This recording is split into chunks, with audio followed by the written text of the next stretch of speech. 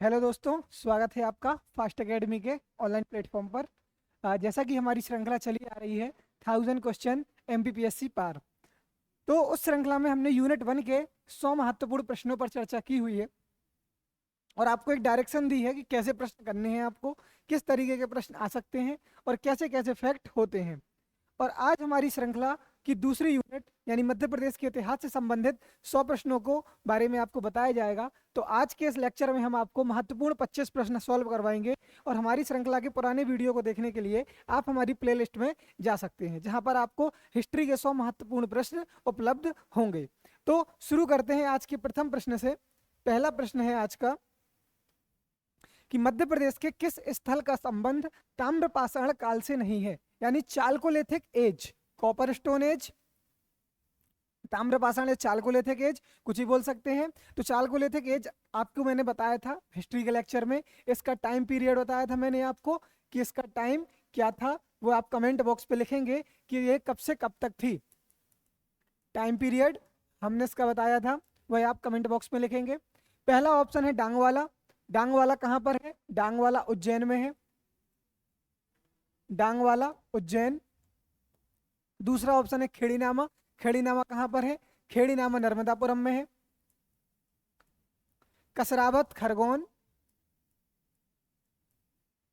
कसरावत खरगोन। और चेदी, चेदी आपका महाजनपद काल का एक महाजनपद है।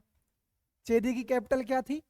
आप लिखेंगे कमेंट बॉक्स पर, चेदी की कैपिटल शुक्तिमती थी। तो ये जो तीन प्लेस हैं ये चालकोलिथिक एज के हैं, ताम्रपाषाण काल के हैं, कॉपर स्टोन एज के हैं। लेकिन ये जो चेदी नाम की जगह है, चेदी आपके महाजनपद काल से संबंधित है। तो इसका सही ऑप्शन होगा डी। पहले का ऑप्शन क्या जाता है? डी जाता है कि चेदी नामक स्थान ताम्रपाषाण काल से संबंधित नहीं है।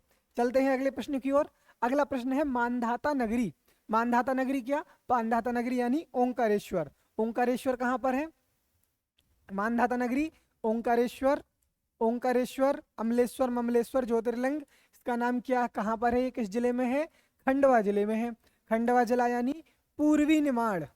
प्रश्न में ये भी आएगा पूर्वी निमाड़ या पश्चिमी निमाड़, है ना? तो यह कौन सा निमाड़ है? पूर्वी निमाड़ है।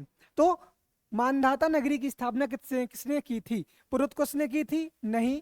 पुरुरवा ने की थी? नहीं। सोम ने की थी? नहीं। इसकी स्थापना मुचकुंद नामक राजा ने की थी। मुचकुंद नामक राजा ने की थी।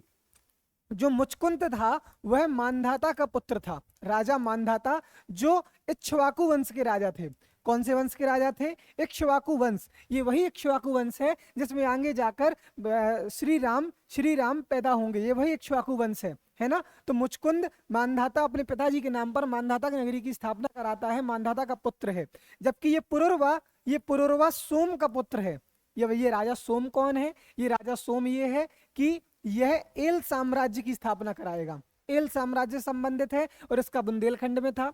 सोम ये कौन है? सोम मनु व्यवस्थव के पुत्र हैं। इनकी शादी एला नामक राजकुमारी से होती है और एल साम्राज्य बनता है ना? मनु की पुत्री एला का विवाह, मनु की पुत्री एला का विवाह है। मनु की पुत्री एला का विवाह किससे होता है? सोम से होता है। और एल साम्राज्य, उसका पुत्र जो होता है वह पुरुरवा कहलाता है। तो ये एल साम्राज्य अलग है। आपको समझना क्या है? मानधाता की नगरी की स्थापना किसने की? मुचकुंद ने कराई। मुचकुंद किसका बेटा है? मानधाता का बेटा। मानधाता किस वंश से रिलेटेड है? इक्ष्वाकु वंश से रिलेटेड है। मनु, राजा मनु के बेटे हुए सोम। राजा मनु की बेटी एला, एला का विवाह होता है आपके सोम के साथ और इनका पुत्र होता है कौन सा? पुरुरवा। ठीक है ना? पुरुरवा। समझ गए ना? तो इसका आंसर क्या है? बी। मुचकुंद ने की थी मानधाता नगरी की स्थापना। अदर फैक्ट भी हमने आपको बता दिए हैं। इसके बाद अगला प्रश्न है राजा अवंती किस वंश का राजा थे?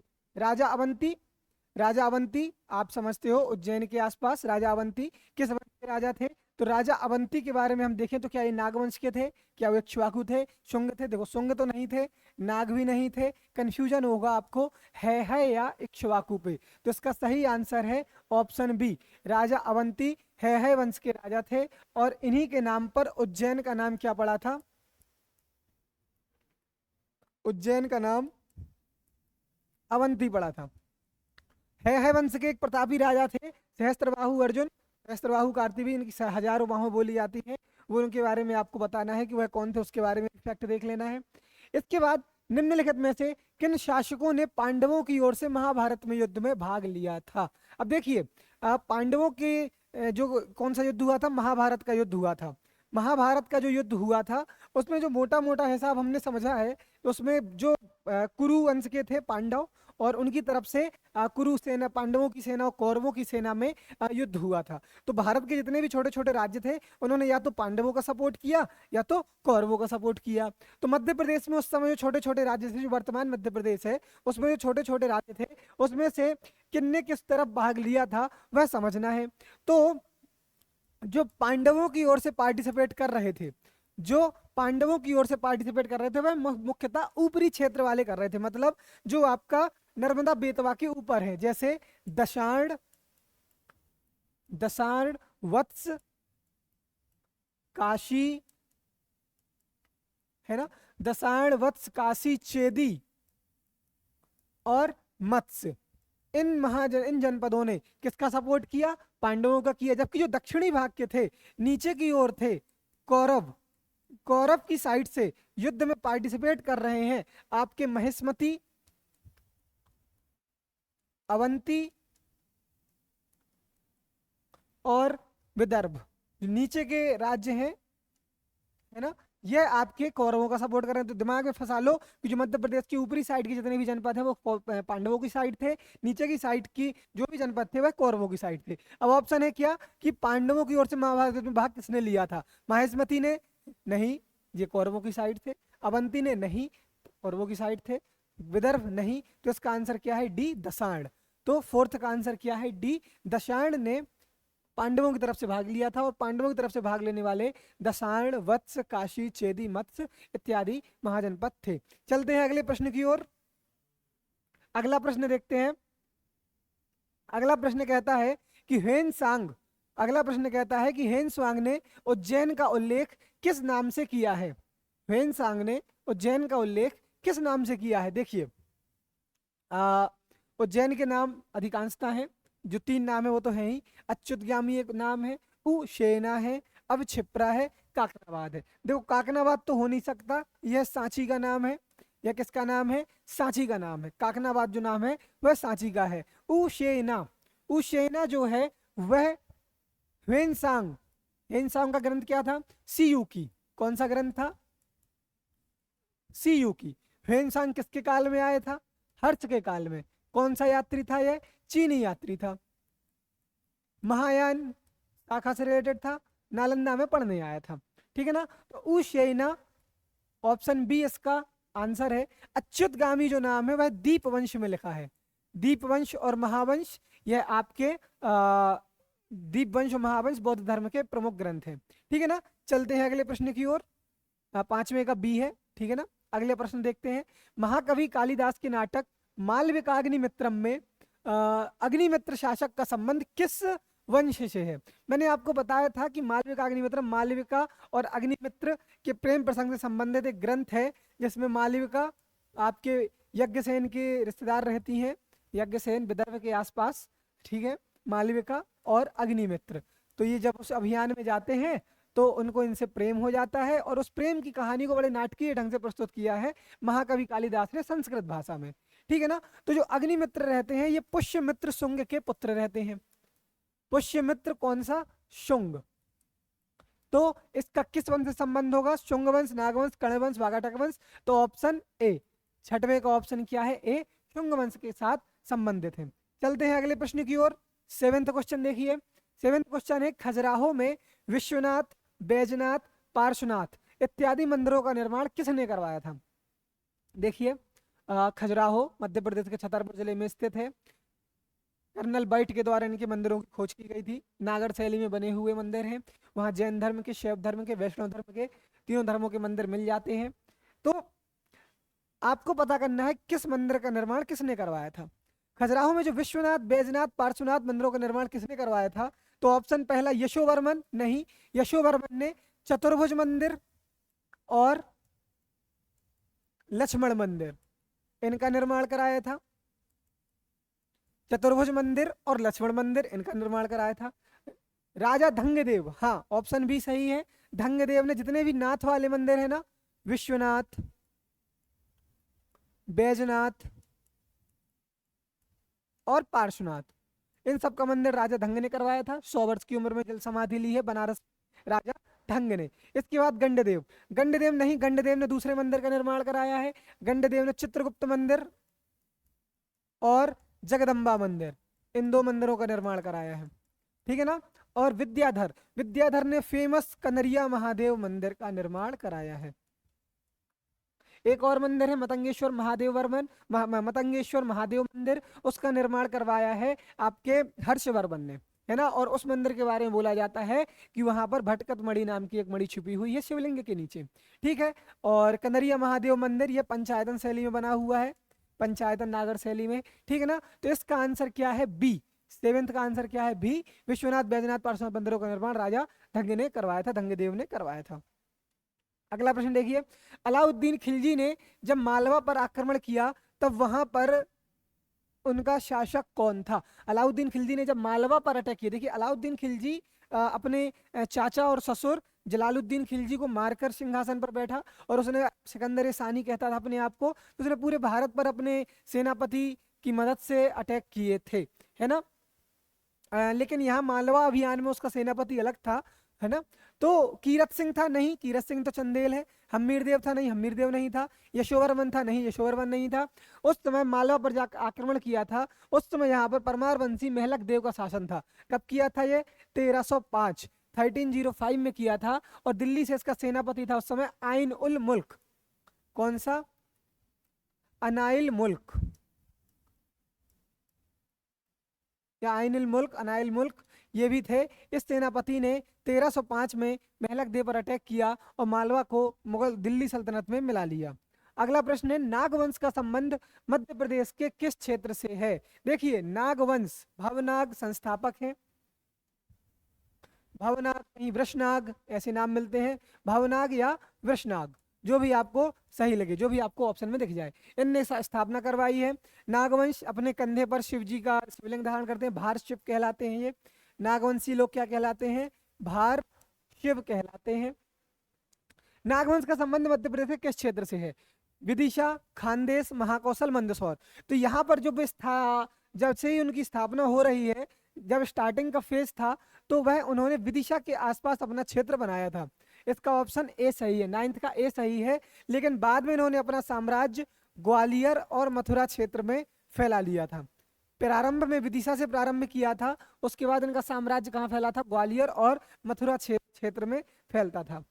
इसके बाद अगला प्रश्न देखते हैं, 10वां प्रश्न, किस किले में दिल्ली दरवाजा सबसे प्रमुख है? देखिए हर जगह दिल्ली दरवाजा है, दिल्ली दरवाजा फेमस माना जाता है, तो क्या वह ग्वालियर में है? नहीं, ग्वालियर के दरवाजों के नाम अलग हैं। धार, धार हो सकता है क्या? नहीं, धार के किले में नहीं है। मंदसौर में है क्या? नहीं, मंदसौर में नहीं है। इसका सही ऑप्शन है डी, मांडू।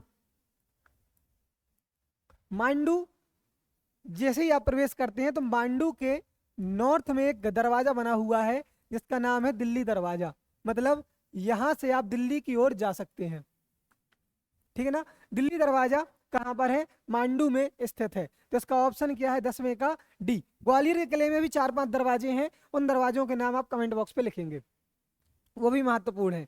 हाथी दरवाजा है, एक ऐसे दरवाजे हैं।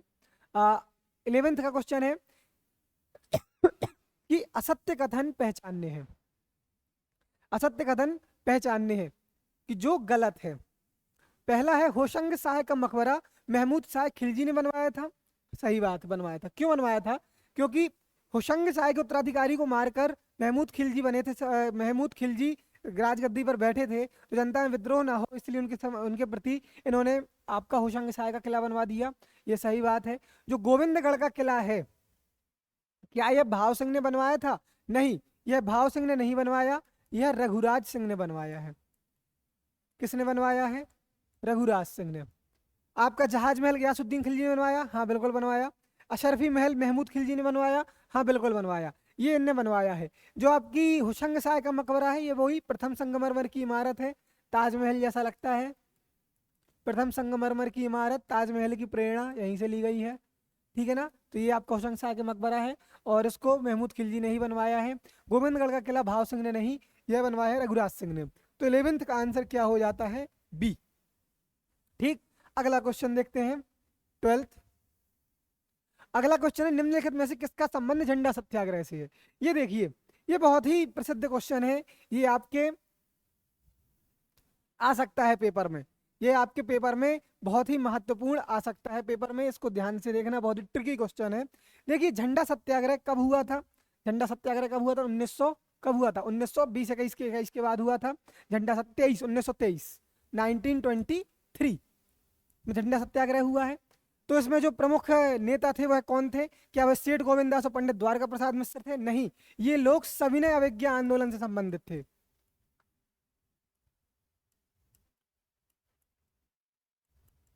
सविनय अवज्ञा आंदोलन से संबंधित है।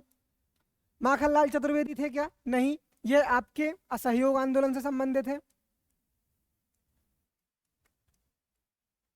देवदास गांधी इसके प्रमुख नेता हैं। कैसे? देखिए, जब जब जमनालाल प्रेमचंद जैन व्यक्ति जबलपुर में म्यूनिसिपल टाउनशिप जो थी जबलपुर की, वहां से झंडा को उतारकर, यूनियन जैक को उतारकर भारतीय झंडा फहरा रहे थे, तो उसके विरोध में उनको गिरफ्तार कर लिया गया, सुंदरलाल और इनको गिरफ्तार किया गया, 6 महीने की सजा हुई। तो इसके विरोध स्वरूप जगह जगह झंडे निकाले जाने लगे। जबलपुर का स्थानीय आंदोलन था। नागपुर अधिवेशन में फिर इसको ले जाया गया। तो उसके बाद यहाँ पर उसको राष्ट्रीय स्वरूप दिया गया और जबलपुर में एक टीम भेजी गई जिसमें देवदास गांधी, राजेंद्र प्रसाद, जमनालाल बजाज इत्यादि नेता आए और पूरे देश में राष्ट्रीय रूप से झंडा सत्याग्रह को स्वीकार किया गया, है ना, इसको राष्ट्रीय स्वरूप दिया गया। तो इसका आंसर क्या है झंडा सत्याग्रह का? 12th का सी, ये राष्ट्रीय स्वरूप दिया गया। देवदास गांधी, प्रेमचंद जैन, सुंदरलाल, सेठ सुंदरलाल, ये है, सेठ गोविंद दास नहीं है, सेठ सुंदरलाल है ना, राजेंद्र प्रसाद, जमनालाल बजाज, ये समस्त नाम है। 12th का आंसर क्या होता है? सी होता है। इसके बाद नमक सत्याग्रह के समय सुभाष चंद्र बोस और आचार्य विनोबा भावे को किस स्थान पर जेल में बंद किया गया था?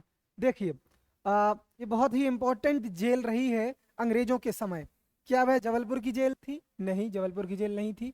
बैतूल की जेल थी? नहीं थी। ग्वालियर की जेल थी? नहीं, वह थी सिवनी की जेल, सिवनी, है ना। 13th का आंसर क्या है? सी, सिवनी की जेल में सुभाष चंद्र बोस, विनोबा भावे, द्वारका प्रसाद मिश्रा, शरत चंद्र इत्यादि लोगों को कहाँ रखा गया था? सिवनी जेल में रखा गया था। और आर्काइव में आज भी वो लेटर पड़े हुए हैं कि जो सुभाष चंद्र बोस ने सिवनी जेल से लिखे हुए थे, आप गूगल कर सकते हैं, तो वो आपको लेटर मिलेंगे जो सुभाष चंद्र बोस ने सिवनी की जेल से लिखा था। 14th क्वेश्चन है कि वर्तमान मध्य प्रदेश में भारतीय राष्ट्रीय कांग्रेस का पहला अधिवेशन किस स्थान पर हुआ था? देखिए, मध्य प्रदेश में जो पहला कांग्रेस का अधिवेशन हुआ, जो वर्तमान मध्य प्रदेश की सीमा है, वर्तमान पूछा है। अगर हम अविभाजित मध्य प्रदेश पूछते तो नागपुर आंसर होता है इसका, लेकिन इन्होंने क्या लिखा है? आप शब्द पर गौर कीजिए, शब्द पर गौर कीजिए, क्या लिखा? वर्तमान मध्य प्रदेश, अविभाजित मध्य प्रदेश नहीं पूछा। वर्तमान मध्य प्रदेश का जो एकमात्र जो अधिवेशन हुआ है नागपुर में तो हो चुका है, लेकिन नागपुर अब महाराष्ट्र में है। वर्तमान मध्य का रायपुर नहीं, भोपाल नहीं, कहाँ? जबलपुर। 14th का आंसर क्या है? बी, जबलपुर में हुआ था, जिसका नाम क्या था? त्रिपुरी। कब हुआ था? 1939 हुआ ना। ये वाला बहुत अहम सम्मेलन था जहां पर अध्यक्ष चुनने के लिए सुभाष चंद्र बोस को अध्यक्ष चुना गया, लेकिन त्रिपुरी संकट हो गया, महात्मा गांधी रूठ गए। महात्मा गांधी ने कहा कि ये पट्टाभी की नहीं, ये मेरी हार है, उन्होंने दिल पे ले लिया। तो इसके बाद पट्टाभी सीतारामैया जब हार गए तो सुभाष चंद्र बोस ने अपने पद से इस्तीफा दे दिया। तो ये वो ऐतिहासिक अधिवेशन है, त्रिपुरी का अधिवेशन, 52वां अधिवेशन है ये, 52वां अधिवेशन हुआ था, ठीक है ना। तो वर्तमान मध्य प्रदेश में जो पहला अधिवेशन कहाँ हुआ है? जबलपुर। 14 का आंसर क्या है? बी है। अगला प्रश्न देखते हैं, 1942 का भारत छोड़ो आंदोलन का नेतृत्व जबलपुर से किसने किया था? देखिए, जो भारत छोड़ो आंदोलन 1942 operation Polo, operation zero hour, operation zero hour के तहत शुरू हुआ था। गिरफ्तार कर लिए गए बड़े बड़े नेता, लेकिन भारत के जो मध्य प्रदेश में वो फैल चुका था भूमिगत नेताओं के माध्यम से। तो बहुत ये सारे क्रांतिकारियों के नाम हैं, इन सारों ने ही अंग्रेजों के खिलाफ विरोध किया। जो आपके लाल पद्मधर सिंह है, ये आपके सतना रीवा से एक्टिव थे, सतना से एक्टिव थे 1942 में। शेख रमजान है, शेख रमजान आपके सागर से एक्टिव थे, और वो भी 1857 की क्रांति में, है ना, 1857 की क्रांति में सागर से थे। तो गुलाब सिंह जो है, गुलाब सिंह जो है वह आपके भारत छोड़ो आंदोलन में एक्टिव रहे थे, गुलाब सिंह सागर से। अब आप मुझे कमेंट बॉक्स से लिखें साबूलाल जैन, साबूलाल जैन गढ़ा कोटा सागर से थे, लेकिन इनकी गोली मारकर हत्या कर दी गई थी। लेकिन यह किस से रिलेटेड है, किस आंदोलन से रिलेटेड थे, वह आप मुझे कमेंट बॉक्स पे बताएंगे। इसका आंसर क्या है, गुलाब सिंह। 15वें का आंसर क्या है, डी, साबूलाल जैन सागर गढ़ा कोटा, ठीक है ना। 15वें का आंसर क्या है, डी, गुलाब सिंह। कहां से, आपके जबलपुर से नेतृत्व किया था 1942 में। और साबूलाल जैन किस आंदोलन में पार्टिसिपेशन किया है, वो आप कमेंट बॉक्स में बताएंगे। अगला क्वेश्चन देखिए 16वां, निम्नलिखित में से असत्य कथन बताइए। गुड्डो रैना बेमा बिरजू गोंड का संबंध घोड़ा डोंगरी से है, पहला स्टेटमेंट है। दूसरा स्टेटमेंट है गंजन सिंह कोरकू एवं बंजारी सिंह कोरकी का संबंध टूरिया से है। देखिए जंगल सत्याग्रह 1930 यह हो रहा है मध्य प्रदेश में, सवर्ण अभिज्ञा का हमारा ट्राइबल स्वरूप जंगल सत्याग्रह। तो जंगल सत्याग्रह दो अलग अलग जगह हुआ है, एक हुआ है जो जंगल सत्याग्रह है यह दो जगह हुआ है, शिवनी और बैतूल, ठीक। बैतूल में आपकी थी घोड़ा डोंगरी, और शिवनी में जो जगह थी वह थी टूरिया। शिवनी वाले जंगल सत्याग्रह में सरकारी चंदन के बगीचों से घास काटी जानी थी, और घोड़ा डोंगरी वाले में ये गंजन सिंह कोरकू का नेतृत्व था। गंजन सिंह कोरकू कंधे पर शॉल ओढ़कर, कंबल ओढ़कर, लाठी लेकर अंग्रेजों का विरोध करने के लिए निकलते थे रात में जंगलों में, है ना। तो ये दोनों अलग अलग हैं। तो अब आप देखिए जो टूरिया वाला था इसमें थी गुड्डो बाई, रैना बाई, बेमा बाई, ये समस्त बाई, बिरजू गोंड, ये सब टूरिया वाले में थे। और घोड़ा डोंगरी वाले में कौन थे, गंजन सिंह कोरकू थे। सेकंड स्टेटमेंट कह रहा है गंजन सिंह कोरकू बंजारी सिंह कोरकू का संबंध टूरिया से था, नहीं, टूरिया से नहीं था, इनका कहाँ से था, घोड़ा डोंगरी से था। गुड्डो रैना बेमा बिरजू का संबंध घोड़ा डोंगरी से था, नहीं, इनका संबंध कहाँ से था, इनका संबंध टूरिया से था, जिला सिवनी। तो यानी इसका आंसर क्या होगा, डी, दोनों ही स्टेटमेंट सही नहीं है। 16वें का आंसर क्या होगा, डी होगा, ठीक है। चलते हैं अगले प्रश्न की ओर। अगला इस पे देखिए कि कर्नल स्टॉक, कैप्टन लूडोक आदि को कौन सी बेगम ने भोपाल में शरण दी थी। अब देखिए यहाँ पर आपको दिमाग लगाना है, यहाँ पर आपको दिमाग लगाना है कि अंग्रेज अगर बेगमों की मदद ले रहे हैं तो बात काहे की चल रही है, जब विद्रोह हुआ हो। विद्रोह कब हुआ था, 1857 का विद्रोह हुआ था, है ना। तो आपको दिमाग लगाना है कि 1857 के विद्रोह के समय कौन सी बेगम भोपाल में शासन कर रही हैं।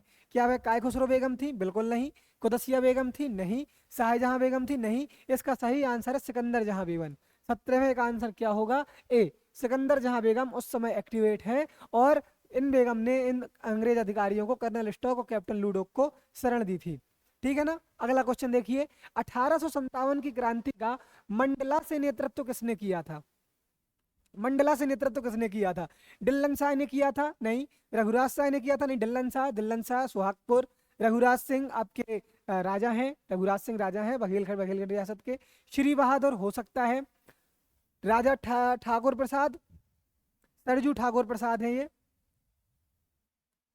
ठाकुर प्रसाद और सरजू सिंह, ठीक। तो मंडला से जो नेतृत्व किया था वह श्री बहादुर और देवी सिंह ने किया था, श्री बहादुर और देवी सिंह ने किया था। ना तो वो डिल्लन शाह थे, ना तो रघुराज सिंह थे, ना ही वो ठाकुर प्रसाद थे, है ना, ये कोई नहीं थे। इन लोगों ने कटनी से किया है, इन लोगों ने कटनी से किया है। देवी सिंह से श्री बहादुर है। तो 18वें का आंसर क्या होता है आपका, सी। आपको याद करना है जो भारत मध्य प्रदेश में जितने भी स्वतंत्रता संग्राम हुए 1857 के हुए, गांधी जी वाले जितने भी आंदोलन हुए, 1920 असहयोग, उसके बाद 1930 सविनय अवज्ञा में जंगल, 1942 भारत छोड़ो आंदोलन, इसमें कौन से क्रांतिकारी ने किस जगह से पार्टिसिपेट किया है। इस प्रकार के क्वेश्चन मध्य प्रदेश पीएससी में बहुत हद तक पूछे जा रहे हैं, आपको जरूर याद करने हैं, तो इसीलिए उस प्रकार के क्वेश्चन भी आपको फ्रेम कराए जा रहे हैं। 19 क्वेश्चन देखिए, 1737 में भोपाल के युद्ध में पेशवा बाजीराव और हैदराबाद के निजाम के मध्य कौन सी संधि हुई थी। अब देखिए, भोपाल के युद्ध में, भोपाल जगह है जहां पर आपके निजाम का शासन, नवाब का शासन था, ठीक, भोपाल में नवाब का शासन था और हैदराबाद का निजाम पीछे है। तो ये दोनों, हैदराबाद भोपाल में नवाब है और ये रह रहे हैं पुणे महाराष्ट्र में, सतारा में। तो इनके बीच भोपाल में ही युद्ध क्यों हुआ और संधि दौरा सराय की क्यों हुई, जबकि ये हैदराबाद का निजाम है, भोपाल का नवाब है, ये सतारा के हैं, तो भोपाल में क्यों। इसके पीछे थोड़ी बैकग्राउंड में चलना पड़ेगा, इसके पीछे थोड़ी बैकग्राउंड में चलना पड़ेगा। क्या हुआ था, जब पेशवा बाजीराव दिल्ली में चढ़ाई की, इन्होंने दिल्ली में चढ़ाई की, दिल्ली में पहुंच गए, तो दिल्ली में चढ़ाई करने के बाद दिल्ली के बाहर इन्होंने डेरा डाल लिया और जो वहां के सुल्तान थे, बादशाह थे, बादशाह ने मदद मांगी तो बादशाह की मदद नहीं कर रहे थे कोई, तो बादशाह ने मदद के लिए हैदराबाद के निजाम को बुलाया, बोले मेरी मदद करने आओ। लेकिन ये इन्होंने बिना जीते कुछ लूट लाट के वापस लौट रहे थे, तो हैदराबाद की सेना यहाँ से जा रही थी मदद करने के लिए दिल्ली के सुल्तान बादशाह की। तो हैदराबाद, पेशवा बाजीराव की सेना यहाँ से लौट रही है दिल्ली से, और हैदराबाद का निजाम दिल्ली के बादशाह की मदद करने आ रहा है। और आते आते हैदराबाद का निजाम भोपाल में शिफ्ट हो जाता है, ये भोपाल में जाता है, बोले रास्ता तो यही है, यहीं से पेशवा निकलेंगे तो इनको हरा देंगे। और पीछे से इनको घेरने के लिए अवध का नवाब आ जाता है, ये समस्या फंस गई, अवध का नवाब आ गया और भोपाल में ये बैठ गए। तो क्या होता है, यहाँ पर पेशवा बाजीराव अपने एक सेनापति को, छोटे भाई को, चिमनाजी अप्पा को यहाँ भेज देते हैं नर्मदा के तट पर, कि हैदराबाद से अब कोई सेना ना आ पाए। तो एक सेना को नर्मदा के तट पर भेज दिया और पेशवा बाजीराव ने भोपाल को चारों ओर से घेर लिया। पेशवा बाजीराव ने भोपाल में जो निजाम बैठा हुआ है उसकी सेना को चारों ओर से घेर लिया। नीचे से हैदराबाद से जो रसद आनी थी, उस रसद के लिए अपने भैया चिमनाजी अप्पा को यहाँ नर्मदा के तट पर यहाँ तैनात करा दिया कि हैदराबाद से कोई मदद ना आ पाए। और यहाँ ग्वालियर से जो अवध की सेना आ रही थी, यहाँ पर महादजी सिंधिया और मल्हार राव होलकर, यहाँ दोनों तैनात हो गए। तो यहाँ से ना अवध की सेना ना मुगल सुल्तान की सेना आ पाई। तो यहाँ पर पेशवा बाजीराव ने भोपाल, हैदराबाद का नवाब जो पेशवा को हराने आया था, बादशाह की मदद करने आया था, वहां वो घिर चुका था। तो इसलिए यहाँ पर फिर होती है दौरा सराय की संधि। कौन सी संधि होती है, दौरा सराय की संधि होती है। इस दौरा सराय की संधि में निजाम पेशवा बाजीराव को नर्मदा के दक्षिण, नर्मदा के ऊपर जितना उत्तर में जितना भी पार्ट होता है उस पर उसकी अधिकारता स्वीकार करता है, तब पेशवा उसको स्वीकृत जाने की अनुमति देते हैं। बहुत दिनों तक घेरे रहे भोपाल को, भोपाल में रसद की कमी हो गई तो उनको क्या करनी पड़ी, दौरा सराय की संधि करनी पड़ी। आपको बिल्कुल बेसिक फैक्ट से समझना है, कंसेप्ट से समझना है कि खुद दिमाग लगाइए कि भोपाल का युद्ध है, पेशवा सतारा का है, हैदराबाद का निजाम है, तो भोपाल में क्यों कर रहे थे, तो उसके पीछे ये पूरी कहानी थी। ठीक है ना, आपको समझ में आया हो तो बहुत अच्छी बात है, लाइक कर देना, वीडियो शेयर भी कर देना। 20वां क्वेश्चन है, राजा भोज ने त्रिपुरी के कलचुरी शासक गांगेय को पराजित किया था। राजा भोज ने त्रिपुरी के कलचुरी शासक गांगेय को पराजित किया था, यह किस प्रशस्ति से ज्ञात होता है।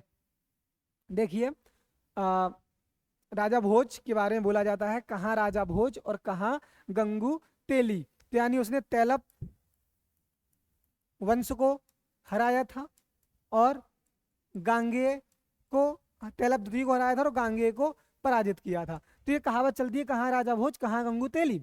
तो इसमें जो पहला है उदयपुर प्रशस्ति, इसमें नहीं मिलता है, इसमें परमार वंश की प्रारंभिक जानकारी मिलती है, परमार वंश की प्रारंभिक जानकारी मिलती है, तो ये नहीं है। धार प्रशस्ति, हाँ इसका राइट आंसर क्या है, धार प्रशस्ति। धार प्रशस्ति में धार शहर के बारे में जानकारी मिलती है, धारा नगरी के बारे में बात मिलती है, और वर्तमान में धार से संबंधित एक भोजशाला विवाद है, वाग देवी की प्रतिमा, भोजशाला विवाद, तो इस पर आप विशेष नजर रखेंगे। तो इसका आंसर बी है, 20 का क्वेश्चन का आंसर क्या है, बी। धार इंक्लेव, धार जो भी है प्रशस्ति है, धन साइटेशन जो है वहां पर इसका मिलता है। दौलतपुर अभिलेख जो है इसमें मेहर भोज के बारे में मिलता है। अब जो मेहर भोज है राजा भोज से अलग है। मेहर भोज आपका गुर्जर प्रतिहार वंश का है और राजा भोज आपके परमार वंश के हैं। ठीक है ना, तो ये बेसिक फैक्ट आपको पता होने चाहिए। तो 20 का आंसर क्या होता है? बी होता है। 21 क्वेश्चन देखिए, बेसनगर। बेसनगर का उत्खनन किसने करवाया था? देखिए बेसनगर, बेसनगर कहाँ पर है वैसे? बेसनगर कहाँ पर है? बेसनगर विदिशा वहां पर है। इसका उत्खनन किसने करवाया था? देखिए जो आपके अरुण सोनकिया है, अरुण सोनकिया जी हैं, इन्होंने नहीं करवाया था। इन्होंने आपके हथनौरा का करवाया है। हथनौरा का करवाया है। हथनौरा कहाँ पर है? सीहोर। आपको जितनी भी पुरातत्विक साइट है उसके जिले याद करने हैं। वीएस वाकड़कर नहीं है, वीएक्स वाकड़कर यह भीमबेटका से संबंधित है। विष्णु श्रीधर वाकड़कर। वाकड़कर पुरस्कार दिया जाता है, कब से दिया जाता है ये आप कमेंट बॉक्स पे लिखेंगे। मध्य प्रदेश सरकार वीएस वाकड़कर पुरस्कार देती है, कब से शुरू किया गया था, क्या पुरस्कार राशि है, आप कमेंट बॉक्स पे लिखेंगे, ये आपके फ्री में आ सकता है। एच.डी. साकिल ने करवाया था? नहीं, एच.डी. साकिल ने नर्मदा घाटी से रिलेटेड है। नर्मदा घाटी के स्थलों का इन्होंने उत्खनन कराया। यानी नर्मदा घाटी का स्थल क्या है? नावदा टोली। नावदा टोली किस जिले में है? खरगोन। ठीक है ना, नावदा टोली का करवाया था। CDR भंडारकर। अब यही बचा, तो इनका ऑप्शन क्या है? डी। 21 क्वेश्चन का आंसर क्या होगा? डी होगा। भंडारकर जी हैं, इन्होंने बेसनगर का उत्खनन करवाया था। अगला प्रश्न देखिए, 22वां, असत्य कथन पहचानिए। फिर से आपके विद्रोहों से क्वेश्चन है, क्योंकि विद्रोहों से एमपीपीएससी में आता है। भीमा नायक ने 1857 की क्रांति में सेंधवा से नेतृत्व किया था। क्या ये ऑप्शन सही है? हाँ, यह ऑप्शन राइट है। भीमा नायक सेंधवा से संबंधित हैं, सेना में थे, और सेंधवा बड़वानी जिला, यहाँ से इन्होंने 1857 की क्रांति का नेतृत्व किया था। बिल्कुल सही क्वेश्चन है। रानी दुर्गावती का संबंध रामगढ़ से है? रामगढ़ से था क्या? नहीं, रानी दुर्गावती का संबंध गढ़मंडला से था। रामगढ़ की रानी अवंतीबाई थी। जल्दबाजी में गलत कर सकते हैं आप। रामगढ़ की रानी कौन थी? अवंतीबाई थी। तो ये दूसरा स्टेटमेंट क्या हो जाता है? गलत हो जाता है। इंडियन रॉबिन हुड की उपाधि भीमा नायक को दी जाती है? नहीं, इंडियन रॉबिन हुड की नहीं, निमाड़ के रॉबिन हुड की उपाधि दी जाती है। किसको? भीमा नायक को। और इंडियन रॉबिन हुड जो है, इंडियन रॉबिन हुड है, उनकी उपाधि है आपकी टाट्या मामा के पास। टाट्या मामा। बात समझिए कि यहाँ पर जो इंडियन रॉबिन हुड है, रॉबिन हुड का मतलब क्या होता है? रॉबिन हुड एक कैरेक्टर है जो अमीर आदमियों को लूटता है, अमीर व्यक्तियों को लूटता है और गरीबों में उसका बांट देता है। तो इंडियन रॉबिन हुड की उपाधि टाट्या मामा की थी, जबकि निमाड़ के रॉबिन हुड की उपाधि भीमा नायक की थी। दूसरा तीसरा गलत है। शमशाद पिथौरा चित्रकला से संबंधित हैं? हाँ है, शमशाद जो है वह पिथौरा चित्रकला से संबंधित है। इसका ऑप्शन क्या है? पहला भी सही है, चौथा भी सही है, तो इसका बी। 22 क्वेश्चन का आंसर क्या जाता है? बी जाता है। अगला प्रश्न देखिए, खैरी का युद्ध 1857 का संबंध किससे है? खैरी का युद्ध देखिए, खैरी का युद्ध क्या 1857 पूछ रहे हैं। सबसे पहले ईयर आपको मिल गया 1857, तो आप सन से ही रिलेट कर सकते हैं। ईयर, रानी दुर्गावती थी क्या? नहीं, ये तो अकबर के काल की हैं। मल्हार राव होलकर थे क्या? नहीं, 1757-61 के पास इनकी मृत्यु हो चुकी है। दोबारा रानी दुर्गावती आए, गलत है। यहाँ रानी लक्ष्मीबाई ऑप्शन कर लेना, तो इनसे भी संबंधित नहीं है। यह किससे संबंधित है? यह अवंतीबाई से संबंधित है। रानी अवंतीबाई से संबंधित है। यह 23 नवंबर 1857 को हुआ था। 23 नवंबर 1857 को बीच हुआ था। किसके बीच? कैप्टन वार्डन वर्सेस रानी अवंतीबाई। कैप्टन वार्डन और रानी अवंतीबाई रामगढ़ की रानी थी, जिसमें अवंतीबाई विजयी हुई थी। इसका परिणाम क्या निकला था? अवंतीबाई विजयी हुई थी। ये आपके मेंस में भी आ सकता है। अवंतीबाई जीत गई थी इस युद्ध को। ठीक है ना, तो खैरी का युद्ध का संबंध किससे है? रानी अवंतीबाई। 23 का आंसर क्या है आपका? बी। अगला क्वेश्चन देखिए, सुभद्रा कुमारी चौहान और लक्ष्मण दास का संबंध किस सत्याग्रह से था? सुभद्रा कुमारी चौहान भारतीय कवित्री हैं, बहुत अच्छी अच्छी कविताएं लिखी हैं इन्होंने। गिल्लू एक इनकी एक प्रमुख बाल कथा है ना। बुंदेले हरबोलों के वो हमने सुनी कहानी थी, वो वाली कहानी। लक्ष्मण दास, खंडवा में इनका विवाह हुआ था। तो इन्होंने सत्याग्रहों में भाग लिया। इन्होंने सबसे पहले कौन से सत्याग्रह में भाग लिया? असहयोग आंदोलन में इनके पार्टिसिपेट किया। और नंबर दूसरा झंडा सत्याग्रह में इन्होंने पार्टिसिपेट किया। दोनों पति पत्नियों ने असहयोग आंदोलन और झंडा सत्याग्रह में पार्टिसिपेट किया, इन दोनों में पार्टिसिपेशन नहीं किया है। तो इसका सही आंसर क्या है? बी। 24 का आंसर होता है बी। असहयोग आंदोलन कब हुआ था आपका? 1919। झंडा सत्याग्रह कब हुआ था? 1923। सही बताया था ना, झंडा सत्याग्रह जबलपुर। तो इसका आंसर है फर्स्ट और सेकंड। सुभद्रा कुमारी चौहान लक्ष्मण दास का संबंध असहयोग आंदोलन झंडा सत्याग्रह से है, जो ज्यादा सटीक आंसर होता है। इसके बाद अगला प्रश्न देखिए, रतौना आंदोलन का संबंध किससे है, या रतौना आंदोलन के संबंध में कौन सा कथन असत्य है? आप देखिए, असत्य फाइंड करना है। पहले तो आपको प्रश्न बहुत ध्यान से पढ़ने हैं, पूछा क्या गया है, सही क्या है, गलत क्या है, तो उसमें असत्य ढूंढना है। तो इसका पहला है, जैसे जब भारत में असहयोग आंदोलन प्रारंभ हुआ था, तो हमारे यहाँ सागर में माखनलाल चतुर्वेदी,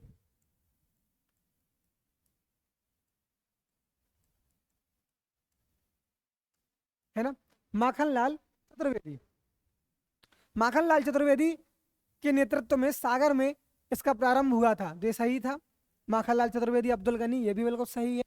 और इसका उद्देश्य था पशुवध को रोकना। सही बात है, अंग्रेजों ने एक लाइसेंस दे दिया था बूचड़ खाने को, उस बूचड़ खाने के या कसाई खाने के विरोध में यह आंदोलन शुरू हुआ था कि गौवंश की हत्या ना हो, उसके लिए आंदोलन शुरू हुआ था। माखनलाल चतुर्वेदी थे। इसका प्रकाशन प्रभा और प्रताप समाचार पत्रों में किया गया था? नहीं, यह प्रभा और प्रताप समाचार पत्रों में नहीं किया गया था। इसका प्रकाशन किया गया था कर्मवीर में। कर्मवीर के संपादक कौन है? माखनलाल चतुर्वेदी थे। तो माखनलाल चतुर्वेदी के कर्मवीर पत्र में इसका संपादन किया गया था। तो असत्य कौन सा है? डी। ठीक है ना। तो आज के 25 प्रश्न इस तरीके से समाप्त होते हैं। आप बने रहिए फास्ट एकेडमी के साथ, हमारी लेक्चर सीरीज के साथ। इस तरीके से हम आपको 1000 प्रश्न तैयार करवाएंगे। तो बने रहिए फास्ट एकेडमी के साथ। धन्यवाद।